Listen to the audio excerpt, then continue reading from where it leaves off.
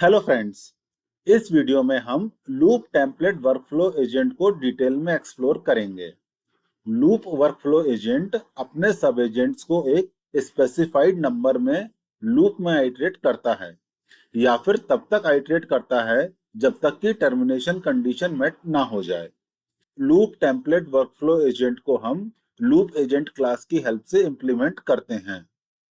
जैसा कि हम पहले ही डिस्कस कर चुके हैं, लूप एजेंट अपने सब एजेंट्स के एग्जीक्यूशन के लिए एआई मॉडल को कंसल्ट नहीं करते हैं, यानी कि लूप एजेंट के सब एजेंट्स का एग्जीक्यूशन प्रीडिफाइंड और डिटर्मिनिस्टिक होता है।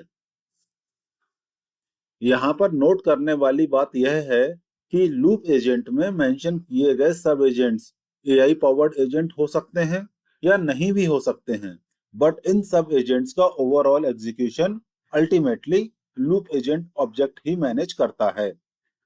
लूप एजेंट को हम उन केसेस में यूज करते हैं जहां वर्क फ्लोज में या तो रिपीटिशन होता है या फिर आइटरेटिव रिफाइनमेंट होता है। फॉर एग्जाम्पल, कोड रिवाइज करना या फिर डॉक्यूमेंट रिवाइज करना। अब हम देखते हैं कि यह काम कैसे करता है। जब लूप एजेंट का रन एसिंक मेथड कॉल होता है, तो यह अपनी सब एजेंट की लिस्ट में जिस ऑर्डर में सब एजेंट्स दिए गए हैं उसी ऑर्डर में आइटरेट करता है और हर सब एजेंट का रन एसिंक मेथड कॉल करता है। यहाँ पर ध्यान देने वाली बात यह है कि लूप एजेंट अपने आप यह डिसाइड नहीं करता है कि लूपिंग कब स्टॉप करना है।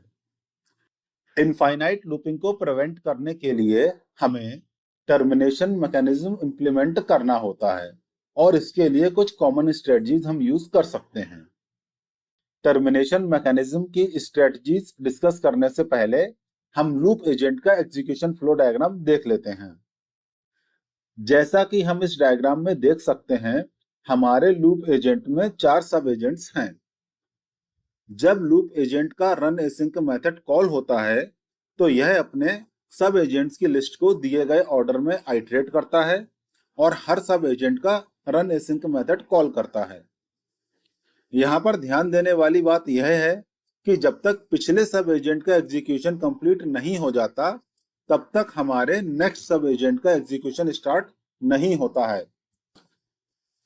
जैसा कि हमने पहले डिस्कस किया है कि लूप एजेंट अपने आप यह डिसाइड नहीं करता है कि लूपिंग कब स्टॉप करना है, तो यहाँ हमने अपने लूप एजेंट में मैक्स आइट्रेशन डिफाइन किया है। इस केस में हमारे सब एजेंट्स लूप में चलेंगे, पर यह लूप 2 आइट्रेशन के बाद टर्मिनेट हो जाएगा। नेक्स्ट हम कुछ कॉमन टर्मिनेशन स्ट्रेटजीज डिस्कस कर लेते हैं। पहली स्ट्रेटजी है मैक्स आइट्रेशन। इस स्ट्रेटजी में हम लूप एजेंट में maximum number of iteration set कर देते हैं। जैसे ही maximum number of iterations complete हो जाते हैं, लूप टर्मिनेट हो जाता है। अभी हमने जो एग्जांपल देखा था, हमने उसमें यही स्ट्रेटजी यूज की थी। वहां हमने मैक्सिमम नंबर ऑफ आइट्रेशंस को 2 सेट कर दिया था। दूसरी कॉमन स्ट्रेटजी है एस्केलेशन फ्रॉम सब एजेंट। इस स्ट्रेटजी में हम एटलीस्ट एक सब एजेंट इस तरह से डिजाइन करते हैं कि वो किसी कंडीशन को इवेल्युएट करे। फॉर एग्जाम्पल, क्या डॉक्यूमेंट की क्वालिटी गुड इनफ है या फिर कंसेंसस मीट हो गया है। सब एजेंट हर आइट्रेशन में इस कंडीशन को इवेल्युएट करता है और जैसे ही ये कंडीशन मीट हो जाती है, सब एजेंट लूप एजेंट को टर्मिनेशन सिग्नल भेज देता है। यह टर्मिनेशन सिग्नल एक कस्टम इवेंट हो सकता है, एक फ्लैग सेट हो सकता है या एक स्पेसिफिक वैल्यू रिटर्न करना हो सकता है। नेक्स्ट हम लूप एजेंट का एक यूज केस देख लेते हैं। इस यूज केस में हमें अपने डॉक्यूमेंट को आइटरेटिवली इंप्रूव करना है। इसके लिए हम 2 सब एजेंट यूज करते हैं। पहला राइटर एजेंट और दूसरा क्रिटिक एजेंट। राइटर एजेंट एक एलएलएम एजेंट है जो कि किसी दिए गए टॉपिक के लिए डॉक्यूमेंट जनरेट करता है या ड्राफ्ट को रिफाइन करता है। क्रिटिक एजेंट एक एलएलएम एजेंट है जो कि ड्राफ्ट को एज ए क्रिटिक रिव्यू करता है और इम्प्रूवमेंट एरियाज को आइडेंटिफाई करता है। इस सेटअप में लूप एजेंट, राइटर एजेंट और क्रिटिक एजेंट का आइटरेटिव प्रोसेस मैनेज करता है। क्रिटिक एजेंट को हम इस तरह से भी डिजाइन कर सकते हैं कि जैसे ही डॉक्यूमेंट एक सेटिस्फैक्टरी क्वालिटी लेवल को रीच करता है, क्रिटिक एजेंट लूप एजेंट को एक स्टॉप सिग्नल रिटर्न कर देता है। यहाँ पर आप लूप एजेंट का सिंटैक्स देख सकते हो।